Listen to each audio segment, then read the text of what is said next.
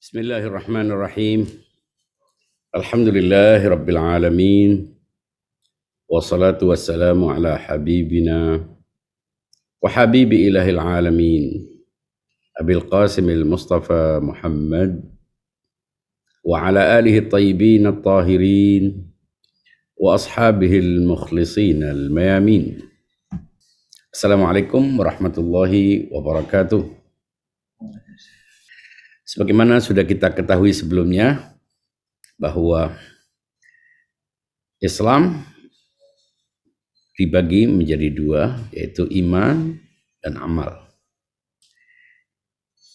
Pada amal itulah kita berbicara tentang fikih. Amal seperti yang kita ketahui ada pada aspek batin dan pada aspek lahir. Aspek batin itulah yang disebut dengan akhlak atau tariqah atau apapun namanya. Sedangkan amil lahir itulah yang disebut dengan domain syariat atau hukum atau fikih yang kita ketahui bersama.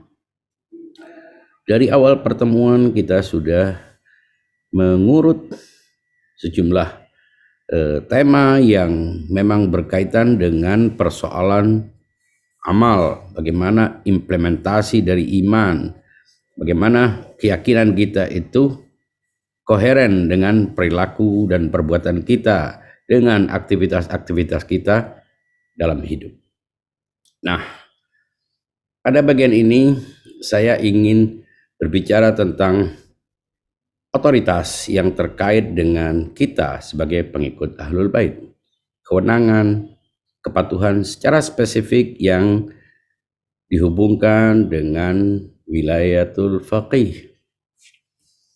Kemarin kita sudah membahas beberapa hal yang berkaitan dengan perbedaan antara wali faqih, marja' dan rahbar atau pemimpin tertinggi dalam konstitusi Republik Islam Iran. Dan kita sudah memperjelas bagaimana respon yang harus kita berikan terkait dengan rahbar terkait dengan marja' dalam kaitannya dengan taklid, kemudian dengan wali amril muslimin terkait dengan ketaatan, dan rahbar yang hanya berlaku dalam struktur negara Republik Islam Iran. Mengapa kita perlu menyebutkan rahbar? Karena rahbar itu adalah sebuah istilah yang punya makna khas dalam Republik Islam Iran, dalam konstitusi negara tersebut, dalam perundang-undangannya. Kalaupun kita menyebut istilah rahbar itu karena kebiasaan kita. Tapi kita tidak memposisikan dia sebagai pemimpin yang memiliki garis struktural dengan kita sebagai pengikut Ahlul Bait yang menjadi warga negara Republik Indonesia. Agar tidak menimbulkan kesalahpahaman, kecurigaan, atau bahkan pandangan-pandangan yang mengaburkan. Ini yang perlu diperjelas. Nah, terkait dengan wilayatul faqih, kemarin kita sebutkan bahwa pada dasarnya faqih adalah kelanjutan atau pemegang mandat imam. Sebagaimana kita ketahui, kita sepakat pengikut Ahlul Bait meyakini bahwa kewenangan itu hanya milik Allah dan hanya diberikan kepada orang yang dipilihnya, baik secara langsung sebagaimana nabi dan imam maupun secara tidak langsung melalui kriteria-kriteria yang ditetapkan sesuai dengan hadis yang disepakati oleh para pengikut Ahlul Bait. Dan dari situlah terbentuk sebuah struktur, sebuah hierarki kepatuhan dan hierarki taklif yang membentuk masyarakat pengikut Ahlul Bait. Nah, sebagaimana kita ketahui, ketika kita menjadi pengikut Ahlul Bait, maka kita harus mempraktekkan, kita harus mengimplementasikan komitmen kita dalam imamah. Imamah, sebagaimana kita ketahui, adalah salah satu varian dari wilayah atau kewenangan yang diberikan oleh Allah Subhanahu wa taala kepada nabi, kemudian kepada wasi, pada orang-orang suci yang dipilihnya. Ada persoalan terkait dengan beberapa terma yang berhubungan dengan kepemimpinan dan kewenangan, yaitu khilafah dan imam. Seringkali kita kebingungan untuk memposisikan khilafah dan imamah, meskipun pada faktanya khilafah itu lebih banyak dikaitkan dengan mereka yang menginginkan berdirinya sebuah negara atau sebuah pemerintahan dengan sistem khilafah sebagaimana yang dikembangkan dan dipropagandakan oleh sejumlah pengikut umat Islam. Nah, bagaimana kita melihat persoalan ini? Kepemimpinan sebagaimana kita ketahui adalah milik Allah, dan kita meyakini bahwa pemimpin atau pemegang kewenangan tidak dipilih oleh manusia, karena tugas mereka adalah membimbing, memandu umat Islam, mengarahkan umat untuk berada dalam arahan Allah Subhanahu wa taala melalui wahyu yang diturunkan kepada Rasulullah Sallallahu Alaihi Wasallam dan dimandatkan kepada para imam atau itrah atau ahlul bait yang memang menjadi orang-orang yang bertanggung jawab untuk mengawal agama ini. Nah, apakah kepemimpinan itu harus berbentuk sebuah kekuasaan yang berlaku atau tidak? Ini persoalannya. Apakah kita meyakini imamah itu dalam bentuknya yang terbatas, hanya dalam persoalan agama? Ini perlu diperjelas. Yang kita maksud dengan agama adalah aturan yang meliputi segala aspek kehidupan. Jadi agama bukan salah satu aspek kehidupan, tapi justru agama adalah konsep Allah, wahyu yang diturunkan oleh Allah kepada manusia untuk menjadi aturan sepanjang masa dan meliputi semua aspek. Kita tidak membedakan antara politik atau apapun. Pada dasarnya kita meyakini agama ini berlaku, dan kita meyakini bahwa kewenangan ini hanya berlaku secara aktual bila ada penerimaan. Bila masyarakatnya tidak menerima, maka kewenangan ini hanya mendapatkan legitimasi pada dirinya, namun ia tidak bisa berlaku terhadap masyarakatnya. Namun penerimaan masyarakat atau penolakan masyarakat tidak mempengaruhi legitimasi, tidak mempengaruhi hak mereka sebagai para pemimpin. Ini sama berlaku dalam kehidupan para imam. Kalau kita perhatikan, apakah Imam Ali adalah pemimpin yang sah menurut pengikut Ahlul Bait? Ya, Imam Ali adalah pemimpin yang sah. Pada nafas pertama Rasulullah Shallallahu Alaihi Wasallam wafat, maka pada saat itulah ia adalah pemimpin. Apakah hanya pemimpin agama? Tidak, pemimpin dalam segala hal. Namun untuk bisa berlaku kepemimpinannya terhadap umat yang menentukan apakah mereka menerima atau tidak. Faktanya, ketika Rasulullah Shallallahu Alaihi Wasallam wafat, tidak semua umat menerimanya sebagai pemimpin. Tapi itu tidak berarti penerimaan masyarakat atau penolakan masyarakat menggugurkan, mendelegitimasi wewenangnya sebagai pemimpin yang sah. Dalam kondisi itu, para imam yang tidak berkuasa tetaplah imam. Bedanya, ada kewenangan yang berlaku, ada kewenangan yang tidak berlaku. Maka dari itu, ketika Imam Ali menjadi seorang imam, dia secara de facto berkuasa saat khalifah ketiga wafat. Itu artinya Imam Ali adalah imam bagi pengikut Ahlul Bait. Dia sekaligus khalifah, yaitu pemimpin yang berkuasa yang diterima oleh masyarakat. Yang berkuasa, perkara diterima atau tidak dalam posisi para sahabat lainnya, para khalifah lainnya yang secara de facto menjadi khalifah, itu tidak perlu dibicarakan. Faktanya Imam Ali adalah imam bagi pengikut Ahlul Bait, baik berkuasa maupun tidak. Namun ia juga berkuasa pada fase saat terbunuhnya khalifah ketiga, yaitu Khalifah Utsman bin Affan. Ini yang perlu diketahui. Dengan demikian kita merasa bahwa keyakinan kita kepada imamah sebetulnya itu tidak otomatis mendelegitimasi konsep kepemimpinan faktual yang berlaku dalam umat Islam. Jadi saya lebih memilih sebuah pandangan yang cenderung rekonsiliatif ketimbang kita harus mengatakan bahwa imamah dan khilafah adalah dua kepemimpinan yang sama. Memang pada dasarnya mestinya orang yang mendapatkan mandat dari Allah Subhanahu wa taala melalui nabi itulah yang berkuasa. Dan ketika tidak berkuasa maka kewenangannya hanya bersifat keagamaan dalam hal-hal yang memang tidak terkait dengan kekuasaan faktual. Maka dari itu kita harus bisa menerima fakta kepemimpinan.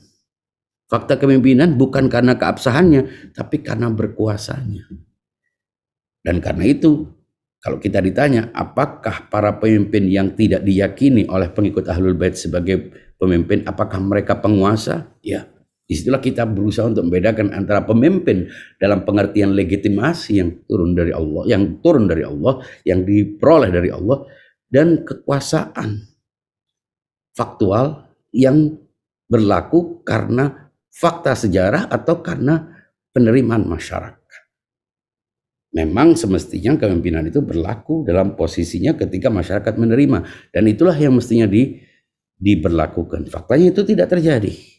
Nah, kita memahami ada dua hal yang perlu diperhatikan, yaitu legitimasi atau hak yang bersifat transenden, bersifat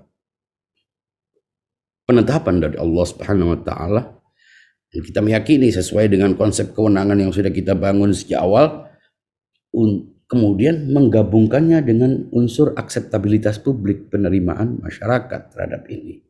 Nah, ini dalam konsep imamah dan khilafah sudah cukup bisa dipahami.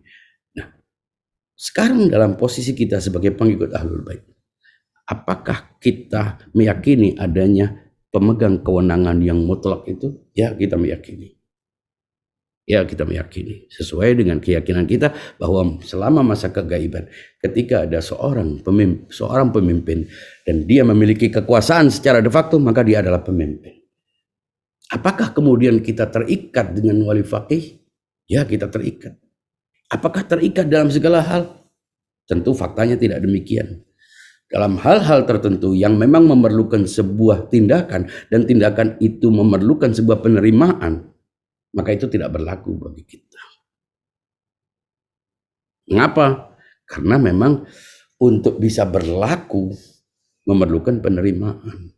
Nah, kalau memang memerlukan penerimaan, bagaimana hubungan kita dengan posisi kita sebagai pengikut Ahlul Bait yang berada dalam negara, dalam sebuah daerah yang di situ wali faqih tidak berkuasa?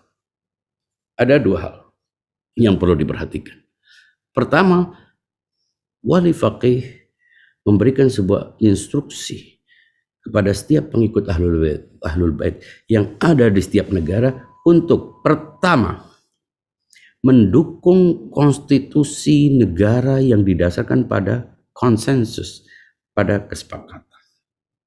Sehingga kepatuhan kepadanya meniscayakan komitmen kebangsaan, komitmen kenegaraan untuk mendukung asas negara itu. Alhamdulillah, kita sekarang berada di dalam sebuah negara yang asasnya tidak bertentangan dengan Islam. Tidak bertentangan dengan Islam. Lalu apakah kita mengikutinya berarti kita juga mendukung pemerintahan yang tidak didasarkan kepada asas Islam? Kita perlu perhatikan, pemerintahan Islam, pemerintahan itu ada dua, pemerintahan Islam dan pemerintahan non-Islam. Pemerintahan Islam adalah pemerintahan yang kepemimpinannya dipegang oleh orang yang ditentukan oleh Allah Subhanahu wa taala. Itu kita pahami, kekuasaan atau pemerintahan. Nah, pemerintahan non-Islam ini ada dua, yaitu pemerintahan yang asasnya bertentangan dengan Islam. Dan itu harus kita tolak. Yang kedua, yaitu pemerintahan yang asasnya sesuai dengan Islam. Saya ulangi, ada dua kewenangan Islam, ada dua kekuasaan Islam, ada dua pemerintahan Islam. Istilah apapun bisa digunakan. Yaitu kewenangan Islam. Kewenangan yang Islami yang dikehendaki oleh Allah adalah kewenangan yang dipimpin, dipegang oleh orang yang dipilih oleh Allah, Nabi, Imam, Faqih. Ini. Lalu kewenangan yang non-Islami, pemerintahan yang non-Islami itu apa? Yaitu pemerintahan yang tidak dipimpin oleh orang yang dipilih, tidak dipimpin oleh Nabi, tidak dipimpin oleh Imam, tidak juga dipimpin oleh Faqih. Berarti dia non-Islam. Nah, non-Islam ini ada dua, yaitu yang bertentangan dengan Islam. Asasnya bertentangan dengan Islam. Yang kedua, asasnya sesuai dengan Islam. Bukan Islam, tapi sesuai dengan Islam. Atas dasar itu kita menerima pemerintahan Islam. Pemerintahan Islam yang non-Islami ini yang sebetulnya bila dilihat dia tidak bertentangan dengan Islam, dia sebetulnya disebut Islami. Mengapa? Karena ada dua, kita bisa membagi pemerintahan Islami itu ada dua, yaitu pemerintahan yang asasnya adalah Islam dipimpin oleh orang yang dipilih oleh Allah, dan pemerintahan Islami dalam pengertian undang-undang asasnya tidak bertentangan dengan Islam. Meskipun mungkin kalau kita bicara tentang asas, tidak berarti semua produk undang-undangnya juga sesuai dengan Islam. Dan karena itu kita berada di negara yang memang bukan pemerintahan Islam. Tidak mungkin dalam sebuah negara yang dihuni oleh sekian banyak penganut agama yang berbeda-beda dan tidak ada konsensus untuk memberlakukan sebuah agama atas sebuah masyarakat yang majmuk ini, maka pemerintahannya jelas tidak Islam. Tapi apakah ketika pemerintahan tidak Islam berarti dia bertentangan dengan Islam? Tidak. Tidak semua yang tidak berdasarkan asas Islam bertentangan dengan Islam. Mengapa? Karena konsensus. Konsensus atau akad yang memang dianjurkan untuk diterima selama tidak asasnya tidak bertentangan dengan Islam. Kita berada dalam sebuah negara yang berdiri di atas asas Pancasila. Pancasila dengan semua penafsiran yang berbeda-beda tidak ada. Mulai dari sila pertama sampai sila kelima tidak bertentangan dengan Islam. Bahkan disarikan dari pemahaman yang sesuai dengan para pendirinya yang mayoritas beragama Islam. Kemudian yang kedua, bahwa ketika kita menyebut sebuah pemerintahan itu Islami dalam pengertian kedua atau non-Islam dalam pengertian yang kedua, itu artinya kita tidak berarti kita menerima semua produk undang-undangnya. Menerima asas tidak berarti menerima semua produk undang-undangnya. Sehingga dengan itu kita punya hak sebagai warga negara untuk mengkritisi, untuk mempertanyakan. Dan oleh sebab itulah negara ini berdiri di atas sebuah sistem demokrasi. Dalam sistem demokrasi, undang-undang itu selalu direvisi, diamandemen, diperbaharui, diubah. Bahkan ada mekanisme yang memperbolehkan setiap warga negara melakukan peninjauan ulang atau judicial review ke Mahkamah Konstitusi untuk menolak satu pasal, dua pasal yang dianggap tidak relevan atau tidak adil atau cacat atau apapun namanya.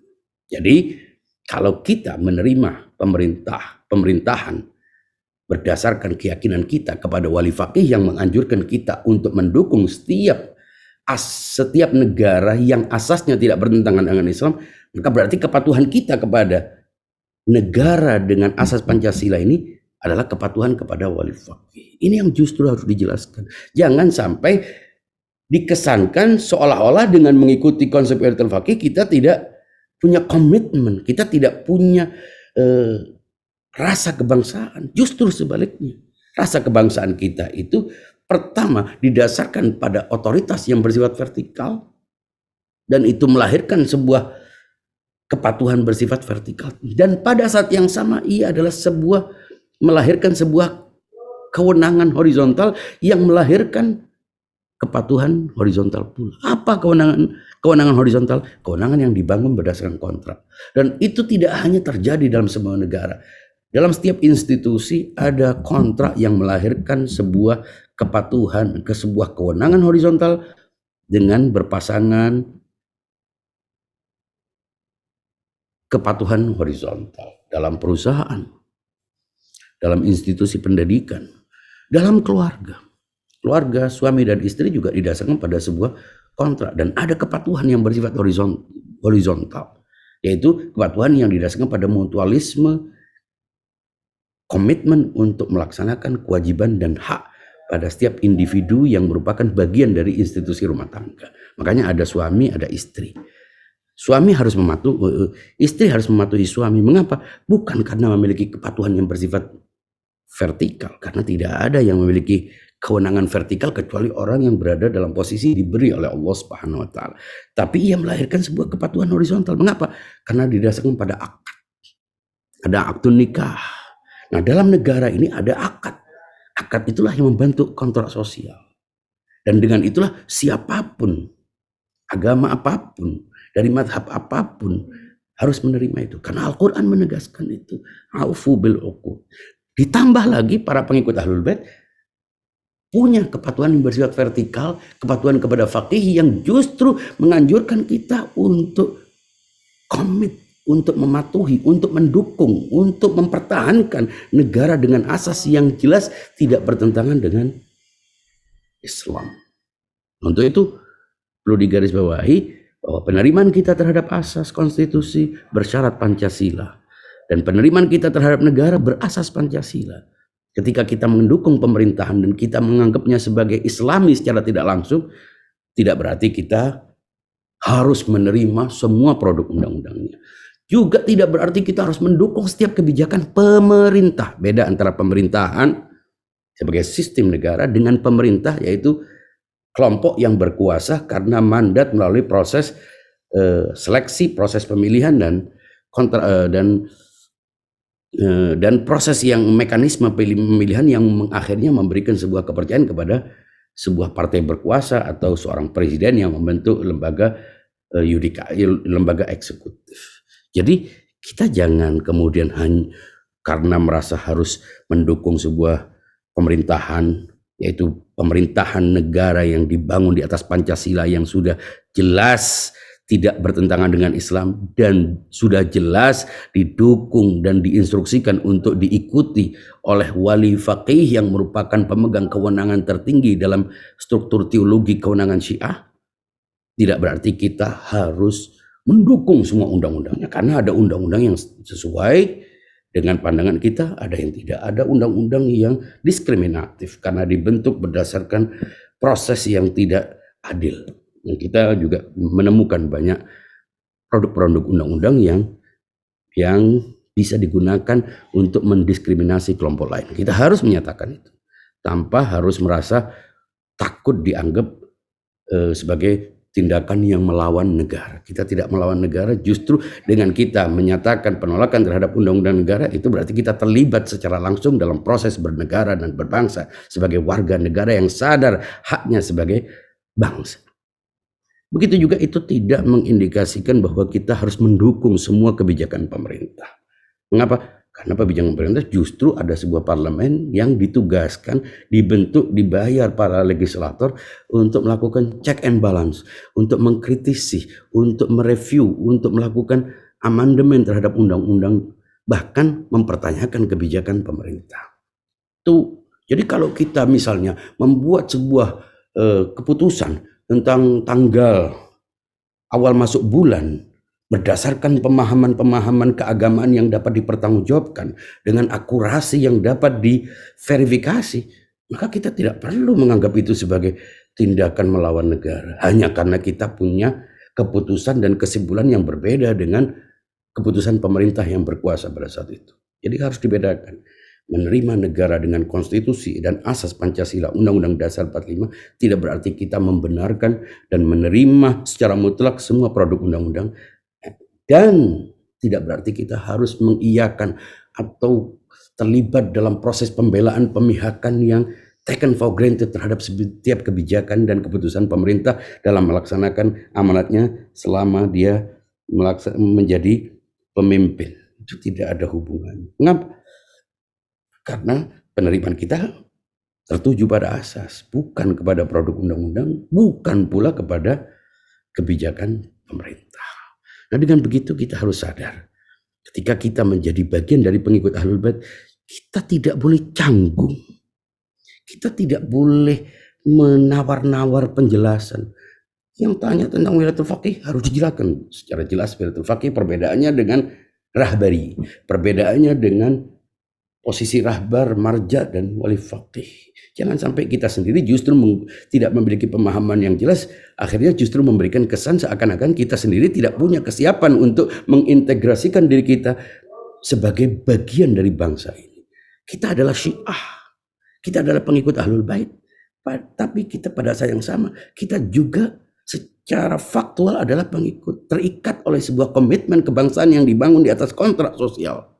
Justru karena kita meyakini imamah, justru karena kita meyakini wilayatul faqih, kita harus berada di garda terdepan untuk mempertahankan asas negara yang memang dibangun berdasarkan kesepakatan semua elemen masyarakat, apapun ras, suku, daerah, keyakinan, agama, dan lainnya. Ini harus menjadi platform, harus menjadi sebuah standar dalam menjelaskan persoalan ini. Dan itu sebelum kita menjelaskan kepada orang lain, para pengikut Ahlul Bait harus serius melihat persoalan ini.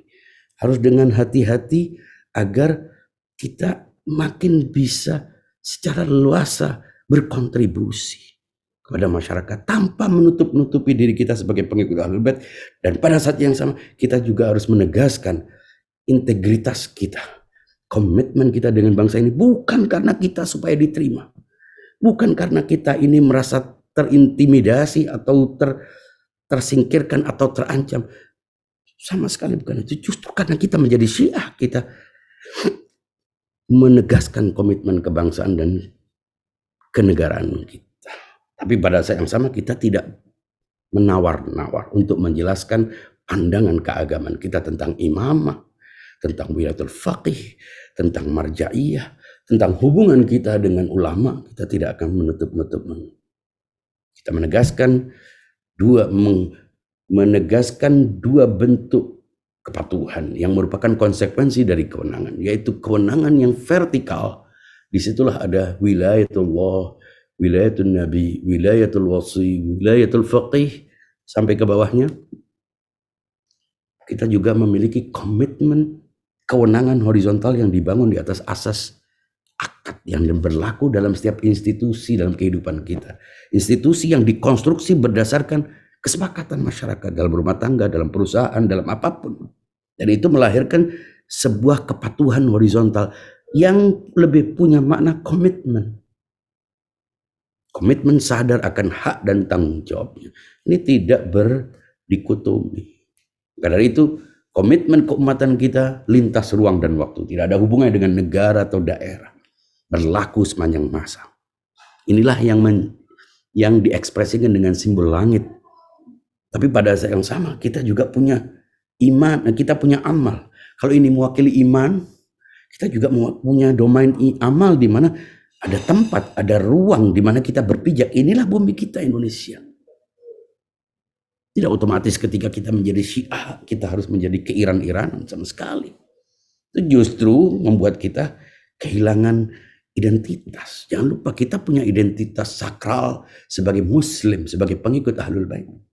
Tapi pada saat yang sama kita juga punya identitas lokal kita sebagai bagian dari rakyat Indonesia.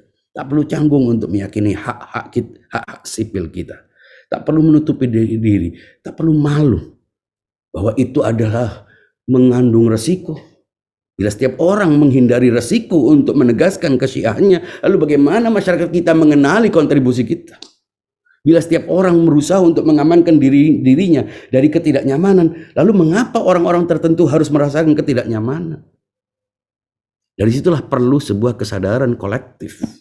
Dan kesadaran kolektif ini tidak bisa muncul begitu saja tanpa penyadaran, tanpa kehendak kita untuk mengintegrasikan diri dalam sebuah kerja kolektif. Tujuannya untuk sembahkan komunitas ini sebagai elemen penting dalam sebuah masyarakat Indonesia yang majmuk ini. Dan kita menentang semua upaya untuk mengagamakan negara ini. Bahkan kita menentang bila sebuah pemahaman tentang agama dipaksakan tanpa melalui proses yang konstitusional. Ya mungkin orang-orang meyakini Islam sebagai sebuah ajaran yang bisa diterapkan sebagai sistem, silahkan tempuh jalur yang konstitusional. Bila masyarakat menerima, tidak ada masalah. Tapi fakta masyarakat kita justru ketika sebuah agama yang dipahami secara beragam oleh orang dan orang-orang memiliki pemahaman yang berbeda-beda tentang itu, nah persoalannya tidak akan bisa diterapkan. Mengapa? Nah, untuk menjelaskan pemahaman tentang sebuah agama saja kita tidak homogen, kita tidak satu. Bagaimana itu bisa diterapkan terhadap sebuah masyarakat yang majmuk? Akan banyak yang muncul masalah di situ. Maka itu apa yang berlaku di Iran adalah sebuah contoh ideal dari sebuah masyarakat yang relatif homogen. Kita berada di sebuah mozaik negara dengan keragamannya. Daerahnya berjauhan. Ada ragam bahasa, ragam budaya, tradisi. Dan semuanya itu membentuk sebuah keunikan tersendiri. Bersyukur kita berada dalam sebuah negara dengan kemajmuan dan bisa berkontribusi dengan menunjukkan identitas kita. Tidak perlu bersembunyi-bersembunyi, apalagi malu. Kalau setiap orang yang menganut agama ini menutup diri hanya karena tidak mau resiko, lalu apa arti sebuah perjuangan yang kita peringati, syahadah, Karbala, Arba'in, itu semua menunjukkan bahwa memang jalan resiko harus diambil. Meskipun kita tetap berhati-hati, tapi pada saatnya kebenaran itu pasti akan mengganggu status quo, akan mengganggu kemapanan mereka yang mempertahankan kezaliman. Kita harus mau resiko, kita tidak bisa berputar-putar hanya dengan narasi pemujian-pemujian tanpa mengimplementasikan dalam sebuah tindakan. Nah, tindakan inilah yang perlu dilihat. Bagaimana beramal? Ada dua macam amal. Amal individual, dan itu sudah diajarkan dalam fikih. Ada amal sosial, amal komunal yang memerlukan sebuah komunitas. Dan itu tidak bisa diinisiasi oleh satu orang. Kecuali orang itu mendapatkan mandat secara hierarkis. Karena berefek terhadap nasib komunitas, berefek terhadap eksistensi mazhab ini di tengah masyarakat, di tengah kepungan kelompok-kelompok yang memang berusaha untuk menciptakan malapetaka bagi pengikut Ahlul Bait. Kita tidak bisa saling menunggu, kita tidak bisa menyuruh orang-orang tertentu babak belur di lapangan sementara kita hanya berada di tribun. Kita berkontribusi sesuai dengan kemampuan kita. Nah, kesadaran tentang logika fikih ini mestinya melejitkan sebuah semangat untuk berkontribusi, untuk tidak hanya saling mengkritik, tapi bagaimana kita memberikan sebuah solusi dengan harta, dengan akses, dengan tenaga, dengan pikiran, dengan waktu, dengan apapun sesuai dengan kesadaran taklifnya. Ketika kita sadar tidak ada sesuatu yang lepas dari kita sebagai pengikut Ahlul Bait, maka semuanya harus sepakat untuk membangun sebuah kontrak. Agar muncul sebuah institusi yang dengan itu muncul kesadaran untuk punya kewenangan horizontal sekaligus melahirkan sebuah kepatuhan horizontal berdasarkan sebuah kontrak. Agar ajaran ini tetap lestari. Agar komunitas ini berlanjut dari generasi hingga generasi berikutnya. Itulah sekilas tentang pentingnya memahami wilayatul faqih dalam konteks kebangsaan. Kita memadukan antara konsep keumatan yang lintas ruang dan waktu dan konsep kebangsaan yang berada dalam satu tempat, satu daerah, satu identitas, satu sejarah, satu warna yang merupakan ciri dari Indonesia. Itulah kebangsaan kita. Kita Syiah, tapi kita juga Indonesia. Itulah Syiah Indonesia. Sekian. Assalamualaikum warahmatullahi wabarakatuh.